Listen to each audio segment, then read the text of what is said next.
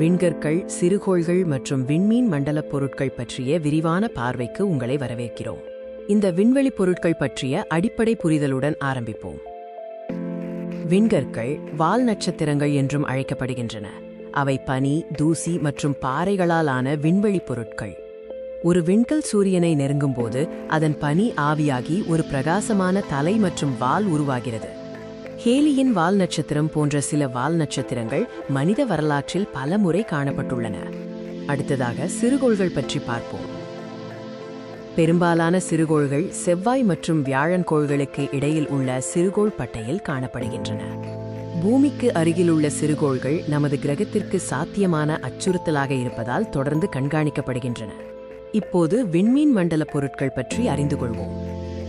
விண்மீன் மண்டல பொருட்கள் என்பது நமது சூரிய மண்டலத்திற்கு வெளியே இருந்து வரும் விண்வெளி பொருட்கள். ஓமுவாமுவா மற்றும் போரிசோ ஆகியவை இதுவரை கண்டறியப்பட்ட குறிப்பிடத்தக்க விண்மீன் மண்டல பொருட்கள். இந்த விண்வெளி பொருட்களின் முக்கியத்துவத்தை ஆராய்வோம். விண்கற்கள், சிறுகோள்கள் மற்றும் விண்மீன் மண்டல பொருட்கள் சூரிய மண்டலத்தின் உருவாக்கம் பற்றிய முக்கிய தகவல்களை வழங்குகின்றன.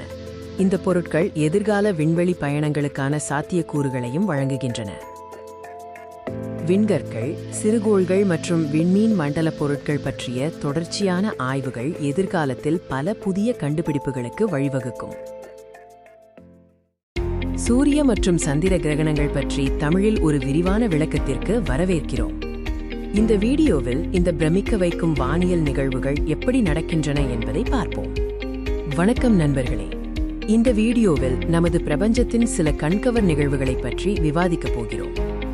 கிரகணங்கள் என்பவை ஒரு வானியல் பொருள் மற்றொன்றின் மீது நிழலை ஏற்படுத்தி அதன் ஒளியை தடுக்கும் போது நிகழும் நிகழ்வுகள். முக்கியமாக சூரிய கிரகணம் மற்றும் சந்திர கிரகணம் என இரண்டு முக்கிய வகைகள் உள்ளன.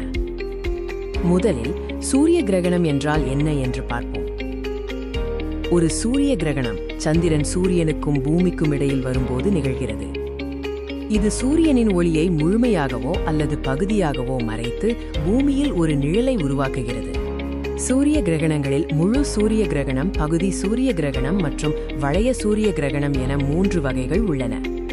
சூரிய கிரகணத்தை நேரடியாக பார்க்கும்போது சிறப்பு பாதுகாப்பு கண்ணாடிகளை அணிவது அவசியம்.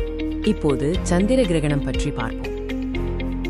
ஒரு சந்திர கிரகணம் பூமி சூரியனுக்கும் சந்திரனுக்கும் இடையில் வரும்போது நிகழ்கிறது. இது சந்திரனின் மீது பூமியின் நிழலை ஏற்படுத்தி அதை மங்கலாக அல்லது சிவப்பு நிறமாக மாற்றுகிறது. சந்திர கிரகணங்களில் முழு சந்திர கிரகணம், பகுதி சந்திர கிரகணம் மற்றும் பெனும்பல் சந்திர கிரகணம் என வகைகள் உள்ளன.